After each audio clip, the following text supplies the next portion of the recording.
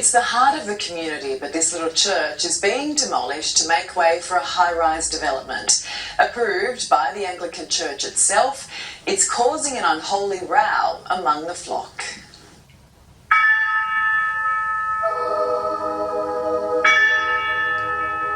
No, I'm 1,000,000% against having it demolished and consider it completely barbaric and wicked. There is no doubt that this is a significant building. There's very few actually that are upset about it. The church overwhelmingly voted to do this. Prayers or progress, an unholy row is breaking out in Bankstown. And a small group of parishioners is sounding the horn. Are you older than the church, or is the church older than you? No, I'm older than the church. And how special is this place to you? Well, everything important in my family has happened here. Marriages, and we've always had a funeral from the church and all that stuff, christenings. Yeah, it's very important. Parishioner Lola is 96 years old. She remembers the day her friend Alan was killed during World War II.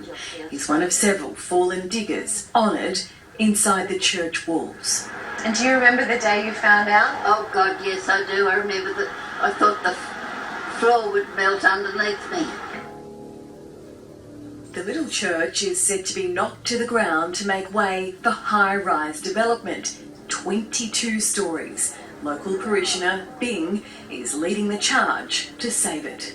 Tell us why this building is so special. St. Paul is built not only just a building, it's a spiritual home built by generations of Anglicans. Actually, we're not here to profit. Anglican Bishop Peter Lynn says the majority of the church community is singing from the same hymn sheet.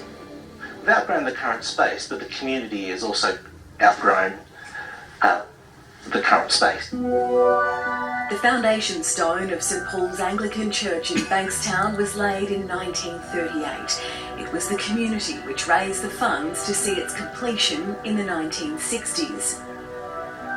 They raised funds, they had op shops, they had fetes.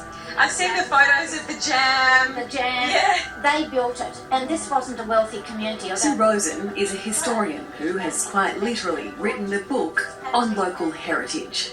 And in the church, everything, the pews, the lecterns, the stained glass windows were all donated with community raised funds. And the diocese had nothing to do with the construction of this church in terms of financing it. The fate of the church not helped by the local council, who voted against supporting a bid for heritage listing. I declare the motion lost. Councillor Barbara Curry wants the church saved. What sort of a society have we become when we start demolishing our churches for high-rise development in this city? She's even written to King Charles and the Archbishop of Canterbury, begging them to intervene. But while she waits for a reply, a development application's been lodged. The bottom floors, a new church, and space for community activities, towered over by 180 apartments, earmarked for affordable housing. Most of whom will be single women over the age of 55 years old. Many of whom will be victims of domestic abuse and so forth. We can't house them here, of course. The church says the plaques and the stained glass windows inside will be part of the new development. So it's a bit of the old with the new. Yeah, that's right. And so the church is still going to be a church. We're not building a gym or a hall. We're building a church. Does it make you a little bit sad, Peter, that this will be going? I mean, it's such a beautiful building. In the end, it's the people, isn't it? It's not the building itself. So yeah. Will you come to the new church once it's built? I don't think I'll be alive by then. I don't have to make it. You look pretty good to me, Lola. Yes, I'm blessed with health, really. Yes. And the fight continues for Lola and the other churchgoers. They're holding a candlelight vigil tomorrow in protest.